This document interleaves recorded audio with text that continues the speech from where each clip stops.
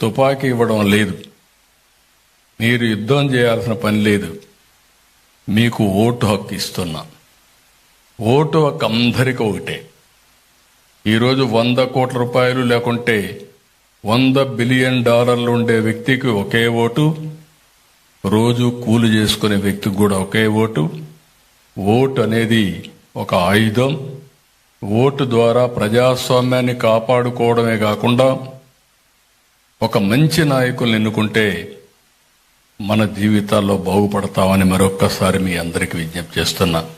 అది ఎమ్మెల్యే కావచ్చు, ఎంపీ కావచ్చు, మంత్రులు కావచ్చు, మేమందరం లేదంటే పార్టీ నాయకులం కావచ్చు, ఎవరైనా సరే ఇది మనం గుర్తుపెట్టుకోగలిగితే తప్పకుండా మంచి జరుగుతుంది.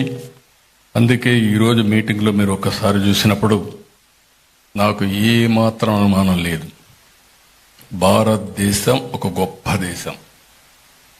కొంతమంది నాయకులు చెడు చేసినప్పటికీ చెడు మీద పోరాడి ఎప్పుడూ మంచే జయిస్తుంది. చెడు అనేది తాత్కాలికం, మంచి అనేది శాశ్వతం. ఎవరైతే మంచి కోసం పనిచేస్తారో వాళ్ళు శాశ్వతంగా చరిత్రలో ఉంటారు.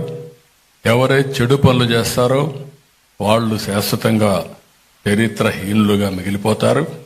అందుకే ఈ ఎమర్జెన్సీని అందరం కూడా ఒకసారి గుర్తుపెట్టుకుని, ఇప్పుడుండే జనరేషన్, యంగ్ జనరేషన్ చాలామంది ఎమర్జెన్సీ తర్వాత పుట్టారు, ఎమర్జెన్సీ అంటే మర్చిపోయారు. కానీ ఇప్పుడు పరిస్థితులు వేరే వేరే చూస్తున్నారు.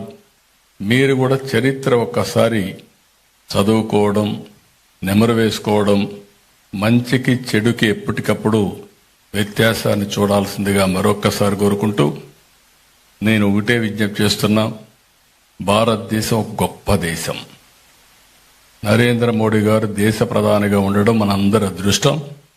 రైట్ టైం, రైట్ లీడర్ దేశానికి ప్రధానిగా ఉండడం మనందరికీ ఒక అదృష్టం అని చెప్పి తెలియజేసుకుంటూ, వారి నాయకత్వంలో వికసిత్ భారత్, ఇక్కడ ఎన్డీఏ నాయకత్వంలో స్వర్ణ ఆంధ్రప్రదేశ్ సాధించే దిశగా ఈరోజు ప్రయాణం చేస్తున్నాం. తప్పకుండా ఇది సాధిస్తామని చెప్పి మరొక్కసారి మీ అందరికీ తెలియజేసుకుంటూ అందరికీ నమస్కారాలు. జై హింద్.